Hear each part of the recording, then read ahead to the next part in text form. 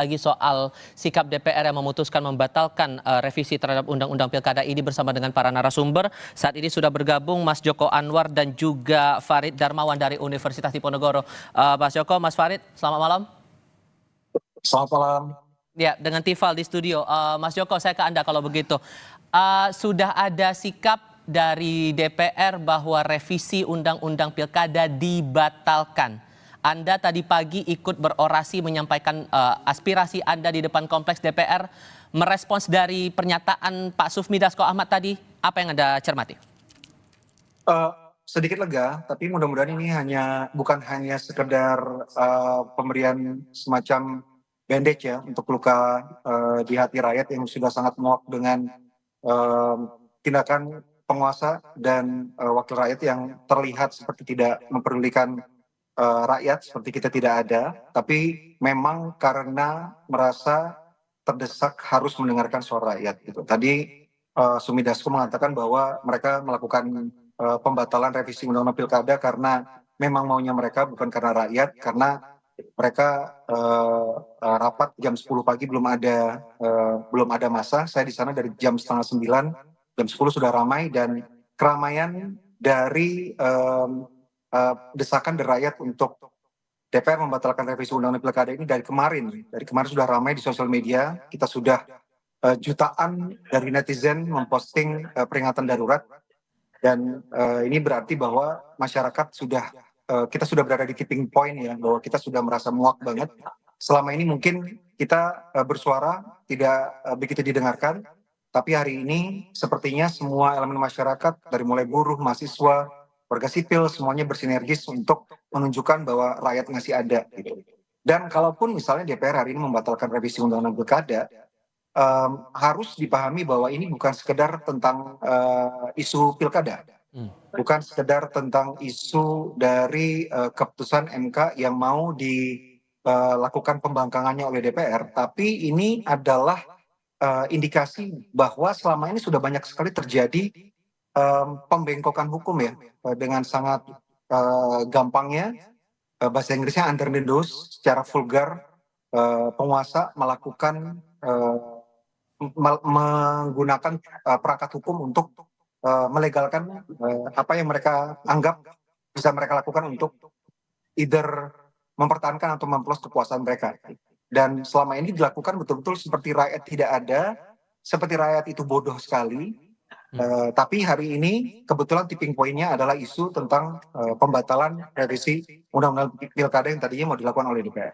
Oke. Jadi ini sesuatu yang kalau benar mungkin sesuatu yang melegakan sedikit, tapi harus diingat bahwa ini bukan satu-satunya masalah. Masalahnya ada satu rejim yang sudah sekian lama, bertahun-tahun, melakukan pembodohan rakyat, pengkerdilan rakyat gitu. Itu harus diingat terus. Sampai Anda juga mencuit di akun X Anda, saya izin kutip ya, Anda cuit di pukul 3 sore tadi, jangan main-main dengan rakyat, kemarahan kami terbukti dahsyat sepanjang sejarah manusia. Kalau Anda merasa bahwa lega sedikit, maka hal apa lagi yang masih mengusik batin Anda dengan dinamika politik yang muncul sekarang ini, terutama menjelang pilkada? Yang paling mengerikan dan paling mengkhawatirkan menurut saya adalah keteladanan ya. Kita tahu bahwa pemimpin itu bukan hanya bertindak sebagai manajemen dari sebuah negara, tapi juga sosok yang seharusnya bisa menjadi teladan bagi rakyat. Kalau misalnya tidak ada keteladanan yang bisa dilihat dari rakyat, dari pemimpin-pemimpin mereka yang menjalankan negara, ini akan mengakibatkan moral rakyat ke depannya akan menjadi sangat bobrok sekali. Gitu. Apa gunanya misalnya indikator perekonomian oke, terus kita mungkin sekarang dibandingkan beberapa tahun yang lalu dalam sejarah besar pergerakan rakyat mungkin sekarang lebih baik, tapi apa gunanya kalau dalam jangka panjang kita akan mengalami kerusakan moral untuk bangsa yang sangat luar biasa karena keteladanan yang sangat mengerikan. Sesuatu hal yang dilakukan seperti saya bilang tadi, pembengkokan hukum untuk melanggengkan kekuasaan atau memperluas kekuasaan dilakukan dengan sangat vulgar, nantinya ini akan jadi sebuah sesuatu yang normal gitu. Dari top from bottom, dari rakyat yang paling rendah, strata ekonominya sampai paling tinggi akan menjadi rakyat yang korup gitu. Yang menganggap bahwa apa yang mereka lakukan itu tidak harus berdasarkan pencapaian kerja atau keahlian atau Oke. meritokrasi, tapi merupakan hasil dari nepotisme gitu. Ngapain kita kerja? Apalagi dulu Jokowi punya istilah ya, punya slogan kerja kerja kerja. Kalau misalnya kerja itu nggak ada gunanya. Oke. Kalau misalnya yang diberikan jabatan, diberikan penghargaan bukan berdasarkan prestasi, tapi karena kedekatan mereka dengan kekuasaan. Oke, tadi diterangkan juga sebetulnya oleh Sufmi Dasko bahwa ia menepis revisi undang-undang ini untuk Koalisi Indonesia Maju, kemudian dia menyebut bahwa prosesnya tidak ada yang sembunyi-sembunyi seperti yang dikatakan oleh beberapa orang. Kalau Anda bersama dengan teman-teman pegiat seni lainnya membacanya, ini prosesnya gimana ya? Ya kalau kita sih seperti yang saya bilang tadi, mudah-mudahan ini jadi pelajaran buat DPR juga, bahwa ternyata kalau misalnya mereka mau, mereka bisa bisa mengkonklusikan sebuah rancangan undang-undang dan bisa dengan cepat diputuskan gitu ya. Karena dalam 7 jam kemarin mereka sudah bersidang dan selesai tuh kasusnya.